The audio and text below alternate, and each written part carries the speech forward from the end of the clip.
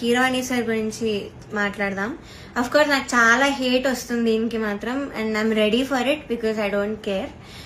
Personally నాకైతే negative comments రాలేదు ఆయన దగ్గర నుంచి. బట్ సెట్ లో ఎలా మాట్లాడతారు, అసలు ఏం చెప్తారు అనేది నేను ఇక్కడ చెప్తాను. పాయింట్ నెంబర్ 1, మెలోడీస్ పాడిన వాళ్ళకి మాత్రం వాళ్ళు ఎలా పాడినా కూడా నేను ఆటోమేటిక్ గా మంచి స్కోర్ తీస్తాను. ఆయన నోట్తో ఆయనే చెప్పారు.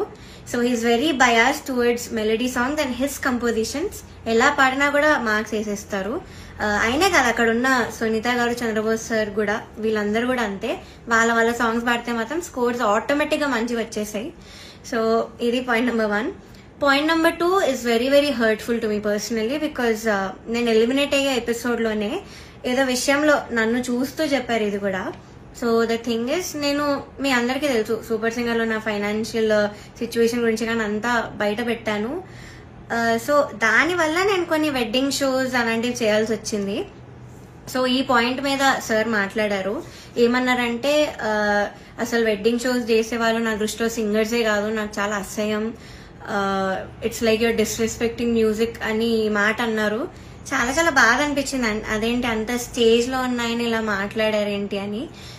సో ఇదొకటి, నన్ను చూస్తూ మాట్లాడారు ఇంకా. So it was very hurtful.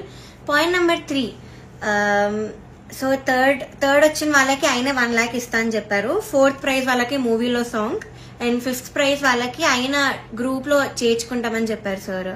So ఇది ఎలా చెప్పారంటే, 5th ప్రైజ్ వచ్చిన వాళ్ళకి నా దగ్గరకి కొంతమంది రోజు వచ్చి చాకరీ చేస్తూ ఉంటారు, వాళ్ళ ట్రూప్ లో జాయిన్ చేసుకుంటా అని చెప్పారు. ఇలా చాకరీ అనే వర్డ్ వాడారు. అంటే ఇది డిస్రెస్పెక్ట్ఫుల్ కాదా? So this was very very bad. అంటే అలా అనకూడదు, సింగర్స్ ఇలా చాకరీ చేసిపోతారు, నన్ను మిమ్మల్ని కూడా జాయిన్ చేసుకుంటారని ఇలా అన్నారు.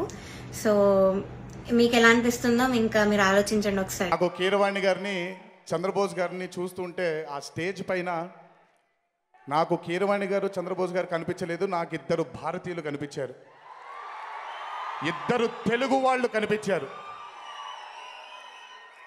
ఆ స్టేజ్ మొత్తం తెలుగుదనం ఉట్టిపడింది.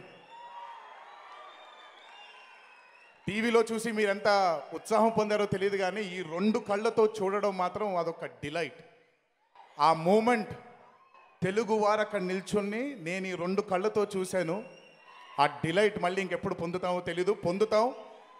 ఆర్ఆర్ఆర్ ఇచ్చినటువంటి ఉత్సాహంతో తెలుగు చిత్రం, తెలుగు సినిమాలు, భారత చిత్రాలు ఇంకా ముందుకి సాగాలని ఆ దేవుణ్ణి మనసారా కోరుకుంటున్నాను.